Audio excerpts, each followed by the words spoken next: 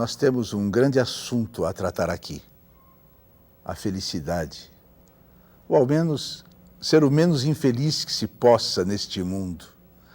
Eu não poderia suportar que me dissessem que quanto mais se pensa, mais se é infeliz.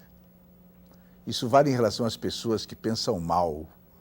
Eu não estou falando das pessoas que pensam mal dos outros, o que pode ser divertido, mas tragicamente divertido. Eu falo daqueles que pensam de maneira errada, dos que rearranjam os seus preconceitos e julgam estar pensando. Estes sim merecem compaixão, porque têm uma doença da alma, e toda doença é um estado triste, infeliz. Eu amo as pessoas que pensam de forma correta, mesmo aquelas que pensam de maneira diferente de mim. Pensar, meus amigos, é um ato que põe em dúvida a estrutura de tudo.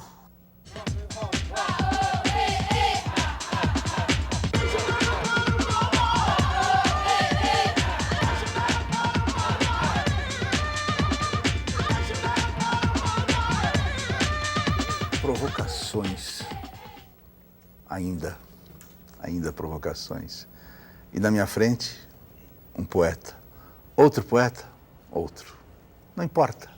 Ser poeta não é dizer grandes coisas, mas ter uma voz reconhecível dentre todas as outras. Não sou eu quem disse, é Mário Quintana.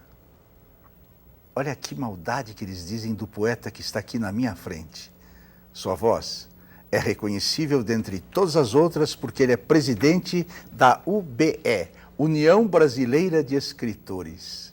E ele mesmo vai comentar essa provocação, porque ele é um dos maiores provocadores que existe em São Paulo. Ele é Cláudio Villa. Cláudio Villa, comente.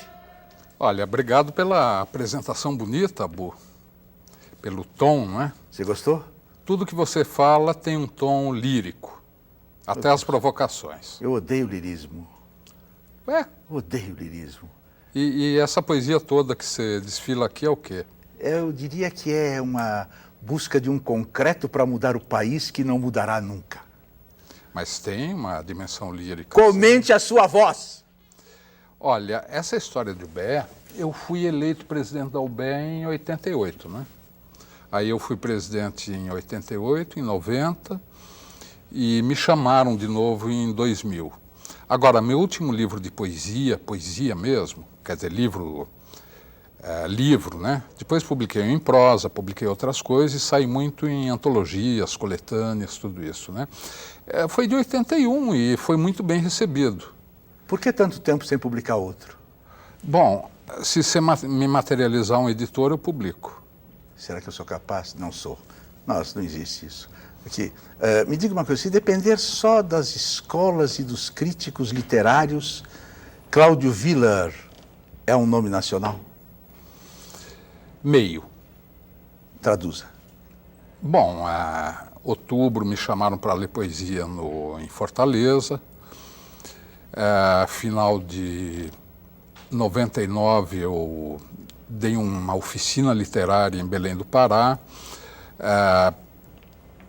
Final de 2000 eu participei de um encontro de poetas em Manaus. E agora eu estou voltando de Blumenau, onde tinha um encontro de escritores. Então isso já é pelo menos ser fisicamente nacional. E olha, tem mais. Você sabe que em todos esses lugares tinha leitor? Que é a vida, hein, Cláudio? Tinha leitor. Me diga uma coisa, que influências teve Cláudio Villa? Bom, muito parecidas com as suas, não é? Somos de uma geração onde todo mundo leu Fernando Pessoa e gostava de ler Álvaro de Campos em voz alta, não é? Isso aconteceu com você, aconteceu comigo. Toda a nossa geração. Claro. Drummond, é evidente. Para nós, muito Jorge de Lima. Era um poeta de especial importância e que até hoje não foi suficientemente lido. Murilo Mendes também, é claro. E tínhamos essa abertura para a geração beat, não é? A gente ficava recebendo aquelas publicações. Você foi considerado um beat durante muito tempo, não?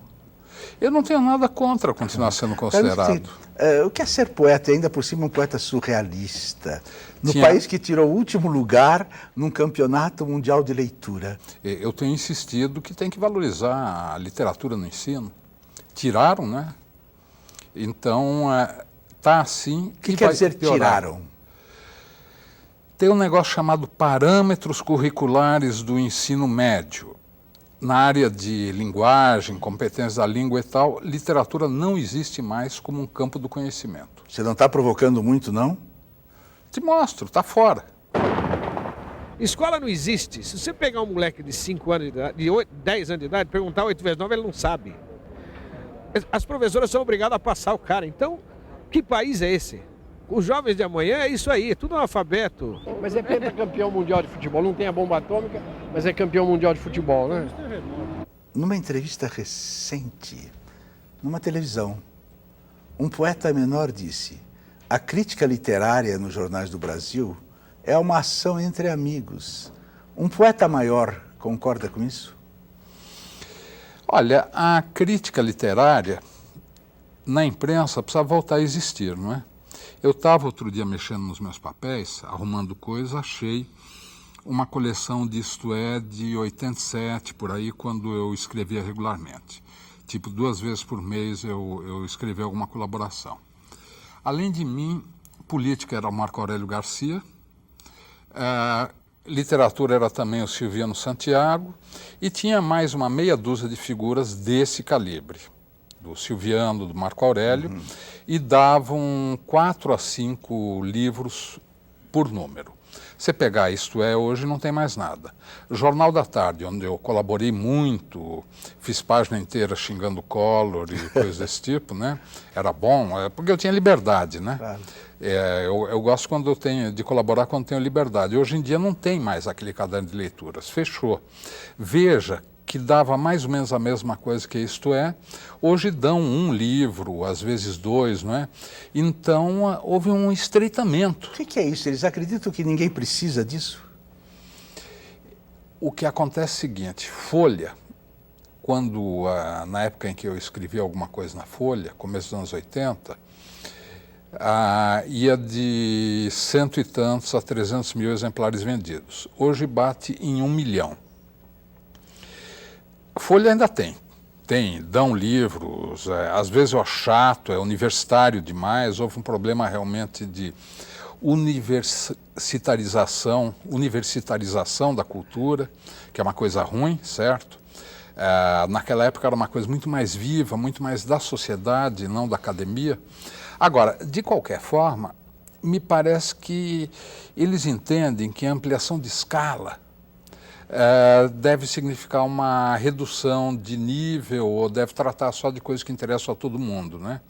Então, vamos pegar o Jornal da Tarde, onde a Folha estava dando, umas semanas atrás, o Prêmio Nobel, a capa do Caderno de Variedades era Sandy Júnior, né? Quer dizer, então, me parece que a ideia é que para incorporar um público leitor mais amplo, tem que rebaixar e ter bastante trivialidade, bastante assunto, digamos assim, midiático. Miller, por que piorou tanto da nossa juventude para cá, hein?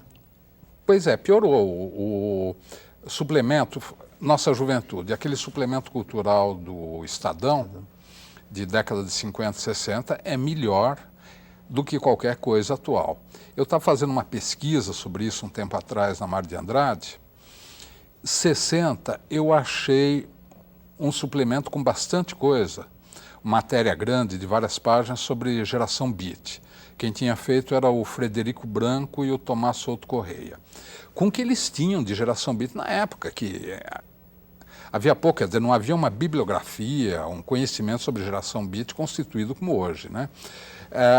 Te digo que tem menos erros, é mais precisa como informação do que muita coisa que saiu na grande imprensa nos últimos anos. Que tristeza. Me diz uma coisa, quer dizer que nas faculdades não existe mais crítica literária?